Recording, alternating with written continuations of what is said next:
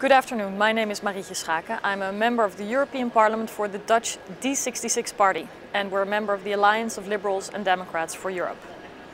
I serve on the Foreign Affairs and International Trade Committee, as well as on the committee that deals with media, education, culture, youth and sports. And the impact of internet and new technologies on our societies and on the EU's external policies is central to my work as a parliamentarian. I'm sorry I cannot join you in Ankara today for the National Informatics Congress. I have to be here in Strasbourg for the plenary meeting of the European Parliament. The question of the future of the internet is a very timely one, especially given the upcoming World Conference on International Telecommunications in Dubai. The aim of the Widget conference in Dubai is to revise the international telecommunication regulations which have defined the rules for the provision of international telecommunications. The current regulations are quite outdated because of increased market liberalization, but particularly because of the introduction of information and communication technologies. When the current regulations were drafted in 1988, no one could envision the role internet plays in our lives as we know today. The internet and new technologies have changed the traditional balances of power in societies, particularly by empowering individuals or citizens vis-à-vis governments or media. Existing monopolies of companies, often incumbents, that were privatized in the 90s are challenged by new and innovative online business models, which have the potential to flourish in a thrilling global digital economy.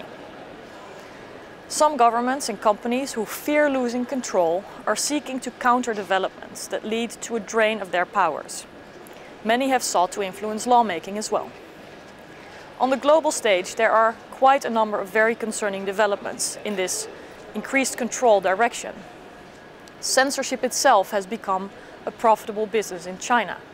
Thousands are making a lot of money by contributing to its Great Firewall. And in Russia, new legislation has been adopted to license and monitor content online. Iran is building a halal internet, disconnecting people from the World Wide Web. And Ethiopia has introduced legislation that would criminalize the use of Skype or other voice-over IP services. Globally, websites are closed down, their administrators are sometimes arrested because of intellectual property rights infringements. These are examples, but the pattern is clear. And companies have also submitted proposals for the future regulation of the internet when they seek to let providers of internet services like Spotify or Skype pay for each connection that is established with end users. And search engines or digital music services would be required, according to this proposal, to pay fees to providers of a data network or data capacity for realizing an internet connection. And such extra revenues would then be supposedly invested in infrastructures or network maintenance. However, introducing these kinds of models does more than only creating a layer of revenue between the end user and the provider. Net neutrality risks to be compromised if online service providers are forced to pay for end user access. Startups, for example, could end up paying huge amounts of money when their service suddenly becomes a success, and perhaps they can't sustain. It is important that European countries, but also the United States and big emerging economies like Brazil and India, acknowledge and embrace the potential and opportunities of an open internet and seek to counterbalance the push for more restriction or centralized control on the internet. Together, they also have to support the vast potential for jobs and growth of a global digital economy. Here, political leadership is also required. Because the arena for power and control struggles is also internet governance bodies, such as the ITU. At the ITU, all countries have one vote, and there are rumors of pressure or even the buying of votes of developing countries, which sometimes have bigger worries than just internet access. Now, I firmly believe that no single centralized body should have the control of the internet. The current so-called multi-stakeholder model is the most flexible governance model to balance interests and to settle disputes. We have to invest in improving this model and prevent the domination by a few. Policymakers should use their democratic obligations and oversight to prevent backroom deals.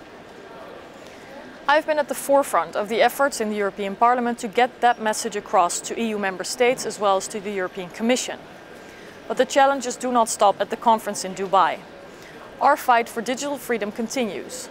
On my initiative, the European Parliament is working on a long-term digital freedom strategy related to the EU's foreign and security policies, as well as trade. In our globally connected world, the EU needs a strategy to deal with new technologies in its external actions.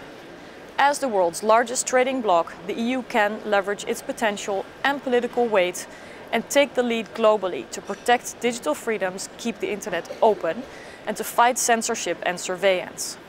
Especially in our neighborhood regions and in talks with potential future EU member states, digital freedoms are an important aspect.